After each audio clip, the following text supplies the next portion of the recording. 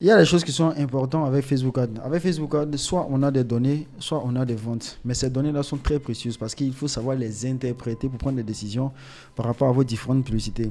Dans cette vidéo, on verra ensemble comment analyser et arbitrer une publicité afin de prendre des décisions parce que c'est une partie qui est très importante lorsqu'on fait de la publicité sur Facebook Ads. Salut à tous, bienvenue. Je suis Ismaël Smorochi, commerçant. Dans ma vidéo, je partage un peu mon expérience sur l'e-commerce de manière générale et en particulier sur Facebook Ads. Donc, si cette thématique vous intéresse, n'hésitez surtout pas à vous abonner et à partager massivement. Comme je le disais, aujourd'hui, on parlera de KPI. Comment analyser vos différents résultats sur Facebook Ads afin de prendre des décisions.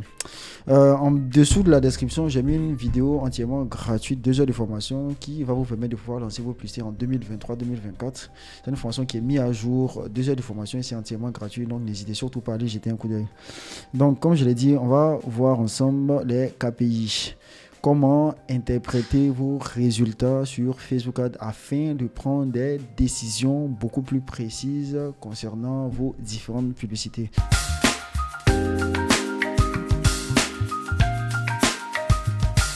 Comme on voit ici, on a analyse et arbitrage. Les KPI que j'ai décidé de vous montrer aujourd'hui sont le budget, le montant dépensé, les achats, la répétition, le CPM, la fréquence, le CTR, le coût par clic et l'attention. Il y a beaucoup de KPI, il y en a des tonnes, mais j'ai préféré commencer d'abord par ceux-là et puis je vais vous expliquer pourquoi vous devez les comprendre et puis ça peut vous permettre véritablement de prendre des décisions concernant vos différentes publicités.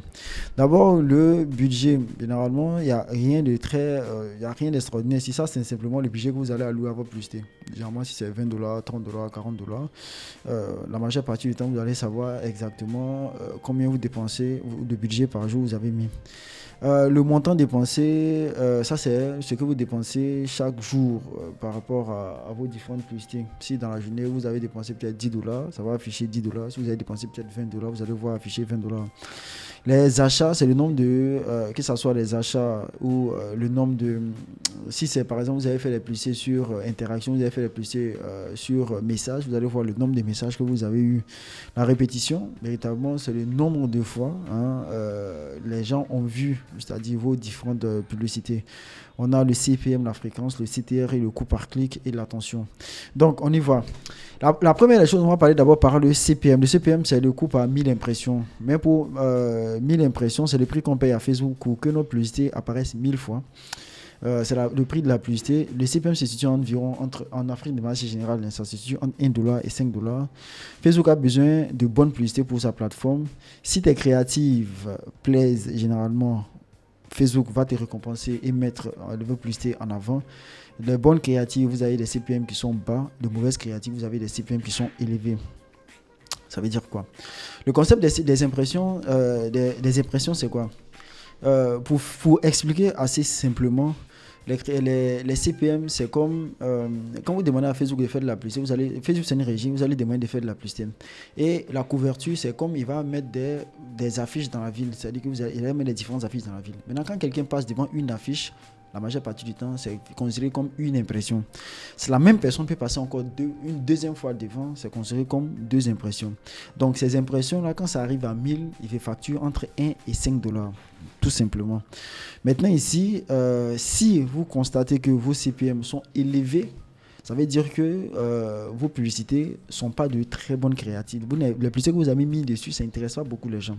Comme Facebook, il veut des choses qui vont plaire aux gens. Donc, si vos créatives ne plaisent pas aux gens, il va rendre ça plus cher parce qu'il ne va pas montrer ça à beaucoup de personnes.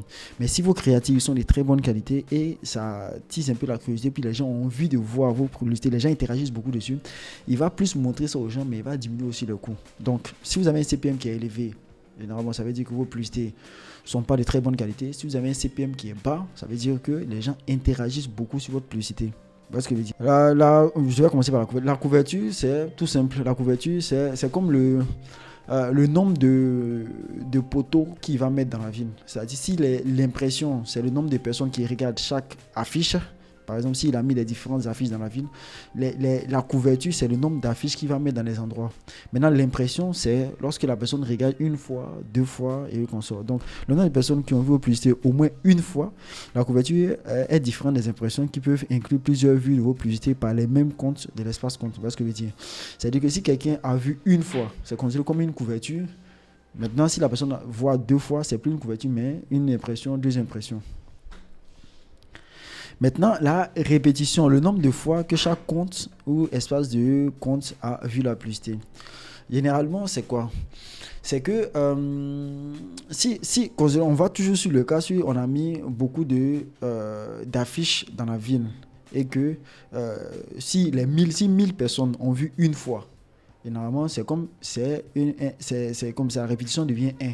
Mais si toutes les personnes ont vu une deuxième fois, ça va afficher qu'il y a eu 2 fois. C'est-à-dire que toutes les personnes ont déjà vu la publicité 2 fois.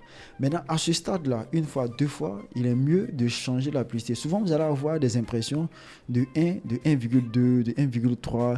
Ça veut dire que toutes les personnes de l'audience n'en ont pas encore vu 2 fois. Parce que si toutes les personnes voient 2 fois, généralement, ils vont dire non, que c'est déjà suffisant, il faut changer de publicité. Donc, si vous avez une impression qui est entre 1 et 2, la majeure partie du temps, vous ne devez pas changer. Mais si vous avez une impression vous avez une répétition qui est au-dessus de 2, c'est-à-dire que toutes les personnes qui sont dans l'audience que vous avez ciblée, toutes les personnes ont vu ça 2 fois. Et si toutes les personnes ont vu ça 2 fois, généralement, c'est qu'il a lieu de changer de publicité. Sauf qu'au cas où, si vous êtes en mode de reciblage, sinon vous devez changer de publicité. Le CTR, le clic sur lien, parce que les CTR, il y en a beaucoup. Il y a le clic sur lien, il y a le clic sur tout. Mais le CTR unique, taux de clic, c'est le nombre de personnes. Le CTR comptabilise le pourcentage de personnes qui like, qui commentent, qui partagent ou qui cliquent sur le lien de ta publicité. Maintenant, quand tu vas voir le CTR, tu vas voir le CTR clique tout. Il y a d'autres qui vont dire clique tout. C'est-à-dire que quand ta publicité affiche devant les gens, généralement, l'interaction, bon, avant même de rentrer dans le détail, je vais vous expliquer ce que c'est le CTR assez généralement. C'est comme toutes les personnes qui vont voir ta publicité, quel est le taux de personnes qui vont cliquer dessus? Vous voyez ce que je veux dire? Si 100 personnes voient ta publicité, le pourcentage de personnes qui ont cliqué dessus, c'est ce qu'on appelle le CTR, le taux de clic. Maintenant, quand vous faites une publicité, vous allez dire soit vous voulez des achats, soit vous voulez des messages. Maintenant, souvent, quelqu'un peut réaliser la publicité, il va cliquer sur j'aime, il va cliquer sur partage, il va cliquer sur le lien, il va cliquer pour lire davantage, il va cliquer maintenant, ce CTR là, vous allez voir CTR tout. C'est-à-dire qu'il lui va prendre en compte tout type de clic, généralement. Généralement, ce CTR est très élevé. Maintenant, il y a un CTR qu'on appelle CTR taux de clic, le clic sur le lien. Ça sera le lien achat ou le lien message. Ce sont les taux de clic qu'on doit prendre en considération.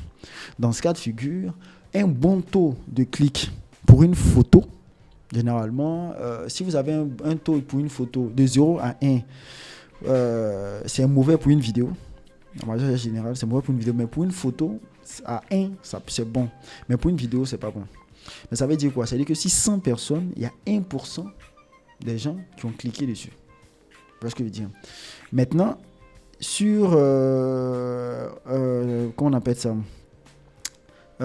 sur de 0 à 2, c'est-à-dire si quelqu'un il a un CTR de 2, c'est-à-dire qu'il a 2% des gens qui ont cliqué sur la vidéo, c'est général.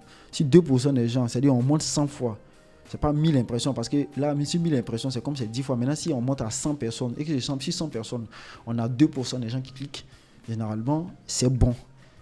Maintenant, mais c'est bon, c'est pas aussi excellent, parce qu'à 2, on peut encore toujours retravailler pour augmenter encore le CTR. Mais un CTR de 2 pour une vidéo, c'est bon. Maintenant, un CTR entre 2 et 3, c'est OK. C'est-à-dire, quand on dit 2 et 3, c'est OK.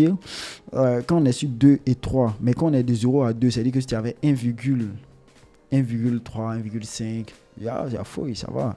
Mais si tu as un CTR de peut-être entre 2 et 3, c'est normal. Mais généralement, ce n'est pas encore excellent en tant que tel. Si tu as un CTR de 3 à plus, c'est-à-dire que tu as un CTR de 3%, c'est-à-dire que sur 100 personnes, il y a 3% des gens qui cliquent, là, tu es dans bon. Donc, sur 100 personnes, il y a 3. Peut-être si tu as fait un affichage de 1000 personnes, tu vas voir que peut-être il y a une trentaine de personnes qui interagissent dessus. Donc, c'est très important de regarder ces différentes métriques-là par rapport au CTR. Le truc, on a le coût par clic ou par message. C'est le prix qu'on paye à Facebook pour avoir un visiteur, généralement, ou un bon coût par clic est généralement inférieur à 1%. Maintenant, le CPR sortant unique coût par clic, Ça, c'est est-ce que les gens cliquent sur le lien? Est-ce que ton produit est assez intéressant? Combien coûte un coût par clic vers ta publicité? Maintenant, le coût par clic en temps normal, c'est une bonne créative. C'est-à-dire, ta publicité que tu as fait, elle est bonne et ton produit il est intéressant. Quand c'est comme ça, ton coût par clic, il est bas. Je m'explique. Le coût par clic, c'est quand tu mets, par exemple, la publicité. C'est le coût que tu payes quand tu dis je veux des messages. C'est le coût, c'est le coût pour un message ou c'est le coût pour quand les gens cliquent pour aller sur ton site web. La majeure partie du temps, ce coût-là doit être en dessous de $1. Alors, ce que je veux dire, si tu es en dessous de $1, ça veut dire que tu as un bon coût par clic. Là, c'est général. Si tu as un coût en dessous de $1, tu as un bon coût par clic. Mais pour avoir un très bon coût par clic, ça englobe deux choses. Quelqu'un peut voir ta vidéo ou bien ton affiche. Il aime ta publicité, il peut cliquer dessus j'aime ou bien peut-être partage. Mais ça peut ne pas l'intéresser. Mais pour que ton clic soit bas, c'est-à-dire que ta vidéo, elle est bonne, elle a attiré son attention. Maintenant, s'il clique pour aller, c'est que ton produit que tu as envoyé l'intéresse. Plus des gens cliquent dessus pour aller regarder ton produit, c'est-à-dire que ton produit intéresse les gens. Maintenant, si ce coût-là, il est bas, ça veut simplement dire que ta créative, elle est bonne, elle attire l'attention, mais ton produit que tu envoies aussi là, c'est bon.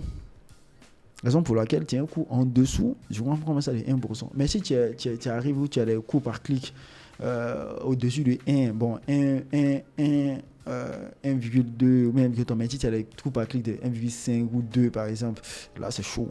C'est ce que je veux dire. Sinon, généralement, un bon coût par clic, quand tu es en dessous de 1, c'est bon, ça allie bonne qualité, c'est-à-dire que bonne créative plus bon produit de manière générale. Maintenant, ici, on a le scroll stopper. Généralement, j'appelle ça l'attention. Le scroll stopper est le ratio, est un indicateur qui permet de savoir si ta miniature ou ton hook fait leur taf. Ça veut dire quoi? C'est la capacité à ta vidéo ou bien la créative que tu vas mettre sur ta publicité à arrêter l'attention des gens.